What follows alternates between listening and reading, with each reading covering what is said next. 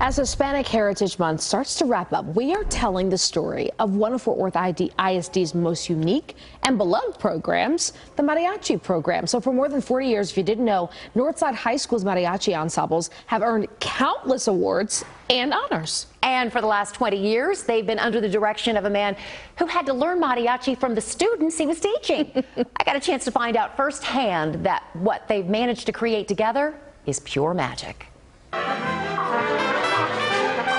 What sometimes starts out as chaos occasionally has a way of developing into perfect harmony. Such was the case when Ramon Nino became the director of the mariachi program Escuelas de Plata at Fort Worth's Northside High School. He'll be the first to tell you that he might have been in a bit over his head. So I was a trombone player. I'm a jazz player. The only reason I teach mariachi now was because I got the job to teach marching band, and said, by the way, there's a mariachi tied to the job. And I just fell in love with the work ethic. And when I came, I knew nothing about mariachi, and the students were the ones that were teaching me about mariachi. He gradually taught himself how to play the trumpet and the violin and the guitarrón too. His crash course of the genre would lead to his understanding and his ultimate immersion into the music. A blend of brass and a symphony of strings weave the rich melodic tapestry of Mexico's history. Each song is reflective of the country's western region, where the sound of mariachi was born. Lyrics tell the story of the people, traditions, and culture.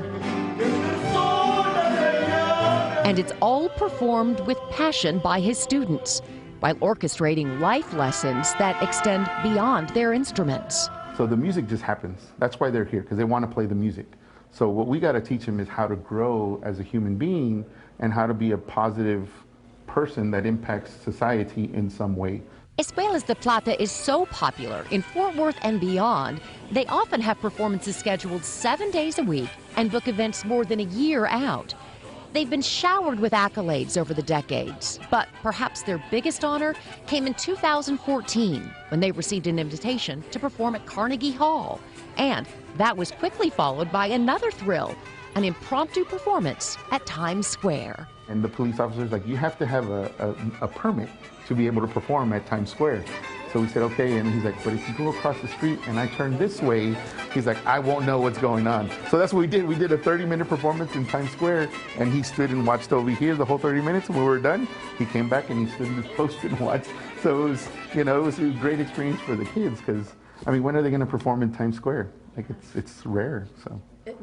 Never. Never. No. And then in 2019, they had an opportunity to share mariachi music and their Mexican culture when they performed in Austria, Switzerland, and Germany. We were there for about 10 days, which was awesome because we performed at Lake Zurich, and so we performed at Mirabel Gardens, where the Sound of Music. So we had to teach these kids, this is who Mozart is. So we had the whole year to show them European music that we wouldn't traditionally teach because it's not mariachi.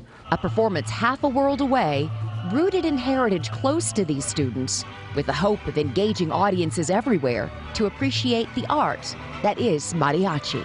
So mariachi ensembles have to do everything. Right? So it's theater arts, because they're performing, right? It's vocal, it's choir, and it's instrumental, whether that's trumpet like in band or violin in orchestra. Appreciate what you hire when you hire a mariachi. Don't just say, oh, it's Hispanic Heritage Month. It'd be fun to have a mariachi playing in the background, because there's a lot of time and effort that those students go into putting that presentation together, like I said, students or professional.